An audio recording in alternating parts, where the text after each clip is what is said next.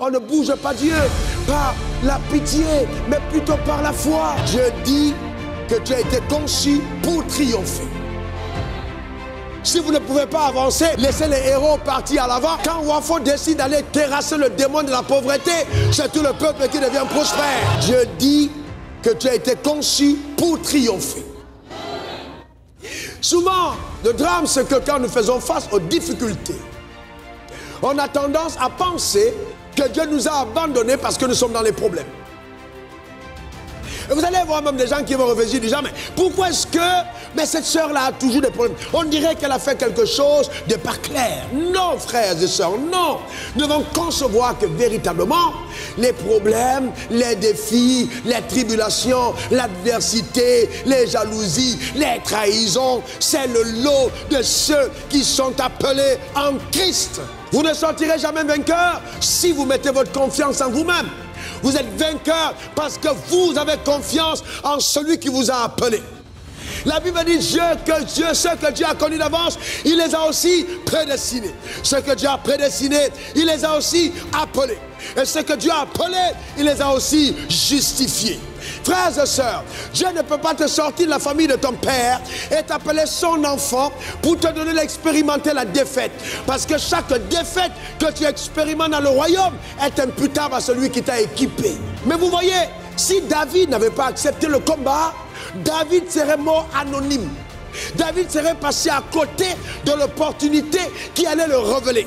Mais le combat qui a duré peut-être 5 minutes était suffisant pour que la réputation de David soit partie dans tout Israël. Il y a des combats qu'il ne faut pas fuir, mais qu'il faut affronter. Il y a des combats qu'il ne faut pas fuir, mais qu'il faut affronter. Parce que ces combats, au départ, peuvent susciter beaucoup de ragots, beaucoup de racontages, beaucoup de bavardages. Mais in fine, à la fin, les gens vont chanter en disant, ouais, ce gars-là, cette fille-là, tu es avec elle. Frère, quand à l'intérieur de toi, les chromosomes de la gloire commencent à bouger pour te pousser vers le combat de ta destinée, n'écoute pas les racontards des peureux. Est-ce que quelqu'un comprend des pleurnichards? Parce qu'à l'intérieur de toi, il y a quelque chose qui te dit que tu vas y aller. C'est à l'intérieur, c'est génétique. On n'a pas dit au lion, pendant qu'il est lion, quand il voit une souris au lionceau, de courir après la souris. Dans les gènes, il sent qu'il doit manger la souris. C'est à l'intérieur. Il y a des combats qui sont prophétiques. Parce que tes gènes de combattants et de guerriers t'amènent à affronter les batailles de ta destinée. Donne-moi le meilleur des amens. Ce qu'il y a d'important avec Dieu, c'est que souvent il te donne d'éviter les combats qui n'en valent pas la peine. Aujourd'hui, l'Église, au lieu de combattre les combats de la destinée, on se combat à nous-mêmes. David s'est détourné de ses frères. Parce que ce n'est pas ça le combat. Il s'est détourné. Moi, je suis adé, moi, je suis femme de la foi, moi, je suis ici. Ouais. Ça ne sert à rien. Il s'est détourné. Si vous ne pouvez pas avancer, laissez les héros partir à l'avant et remporter le combat. Est-ce que quelqu'un comprend? Et que tout le peuple en bénéficie.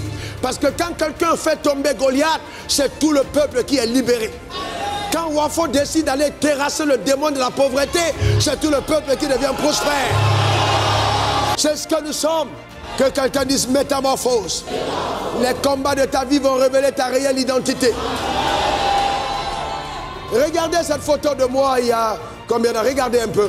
Voyez-vous, là je prêchais à Yopougon, c'était en 1999. Une campagne avec près de 3000 personnes à l'église méthodiste. Cette femme était malade, elle a été guérie miraculeusement. Dans les années avant, je regardais cette photo, pour moi elle était normale. Je ne savais pas qu'elle était anormale. Honnêtement, c'est après que j'ai vu que c'est anormal. Sinon avant, moi-même, je publiais ces photos en disant c'est extraordinaire. Donc je ne me voyais pas, mais je voyais ce que Dieu était en train de faire. Vous savez, Dieu est extraordinaire. Mais quelques années plus tard, regardez, la même personne en train de prêcher, là-bas. Mais écoutez-moi bien. Maintenant, quand les gens voient de là à là, tout le monde dit, oh Seigneur, fais-moi comme tu as fait Wafo. Mais si je vous raconte l'histoire, de là-bas à maintenant, les combats livrés, les accusations, les batailles, les calomnies, les trucs que j'ai livrés jusque-là, tu ne croiras pas. La métamorphose divine est ton processus. Il s'opère premièrement par la révélation de Dieu, deuxièmement par les combats remportés. Plus tu remportes les combats, plus tu prends de l'immensité. Tu prends le volume, tu prends de la gloire, tu prends de l'éclat. Et les gens pensent qu'en ayant la mentalité de pleurnichard, ils vont faire pitié à Dieu et Dieu va venir à leur secours. Non, on ne bouge pas Dieu par la pitié, mais plutôt par la foi. Arrête de pleurer. Non, Si le combat est arrivé, c'est parce que Dieu sait que tu es capable de le livrer.